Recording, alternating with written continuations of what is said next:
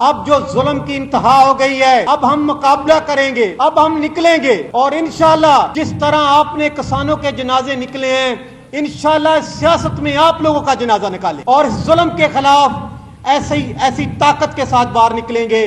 ہم کسان ہیں جو کوشش کرتا ہے کہ اس ملک کی سلامتی کو کسی حوالے سے بھی مشکلات میں نہ ڈالا جائے۔ اتنا ظلم اس ملک میں گندم آپ نے ختم کر دی، اور ابھی مریم صاحبہ کو بیوروکریسی نے ایک رپورٹ دی ہے کہ 97% گندم کاشت ہو گئی ہے۔ جس دن یہ گندم آئے گی میں اس دن بیوروکریسی سے پوچھوں گا۔ اور مریم صاحبہ، جو آپ خوشی میں سو نہیں پاتی کہ آپ کو کسانوں کے میسج آتے ہیں کہ خوشحال ہو گیا، وہ کیسے خوشحال ہو گیا؟ گنا 400 پچھلے سال کا ریٹ تھا، اس سال 400 اور ابھی 325 میں۔ کل رحیم یار خان میں کسانوں پہ تشدد ہوا ہے، چنیوٹ میں ہوا ہے، فیصل آباد میں ہوا ہے، جھنگ میں، کیونکہ انتظامیہ ان کے ساتھ ملی ہوئی ہے۔ ہم تو لاوارث ہو گئے ہیں۔ آج آپ کے سامنے، میڈیا کے سامنے، پچھلے سال ہمیں گندم مار دی۔ ہماری زمینداروں کے یہی بیٹے ہوتے ہیں، زمین ہماری ماں ہوتی ہے، فصلیں ہماری بیٹے اولاد ہوتے ہیں۔ گندم کا پچھلے سال جنازہ تھا، اور آج اس پریس کلب لاہور کے سامنے گنے کا جنازہ جو دوسرا بیٹا مارا تھا اس کا جنازہ آج ہم نے ادا کیا ہے۔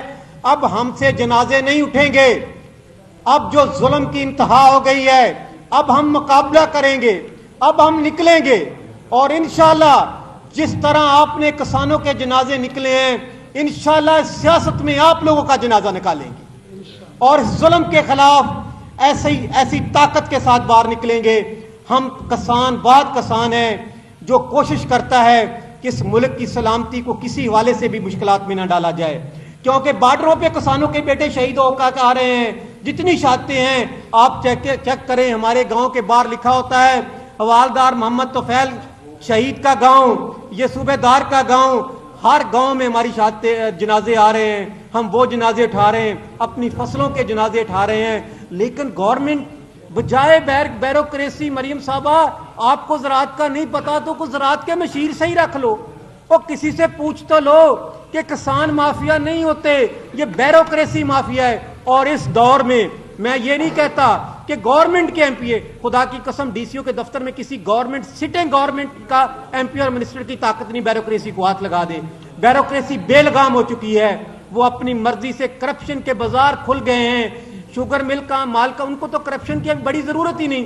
ایک ڈی سی کے جس کی 2 شوگر ملے ہیں، وہ کہتا ہے اتنا پیسہ آپ کو دیا، ہم کٹوتی کریں گے، ہم کسانوں کو ماریں گے، لیکن آپ نے اف تک نہیں کرنی۔ اسی طرح کا ظلم ہے۔ میں کہتا ہوں یہ ظلم کتنے دن کرو گے؟ اگر کسان جاگ رہا ہے، جاگ گیا ہے، اس ظلم کا بدلہ لیں گے جو ہمارے ساتھ ظلم ہوا۔ ابھی دیکھیں زرعی ٹیکس لگایا، ٹیکس کس چیز کا ہے؟ ہماری فصل کا پرافٹ آئے تو ہم ٹیکس دیں نا، ہمیں آؤٹ پٹ سستی دیں، کھاد سستی دیں، ڈیزل سستی دیں، ٹیوبل کا بل سستا دیں۔ ابھی دیکھیں یہی گندم کا، جب ہم نے گندم کاشت کر لی تو یہی سیڈ کا بیگ 7,000 7,500 میں تھا، اور کل پرسوں 4500 کا ریٹ نکال دیا۔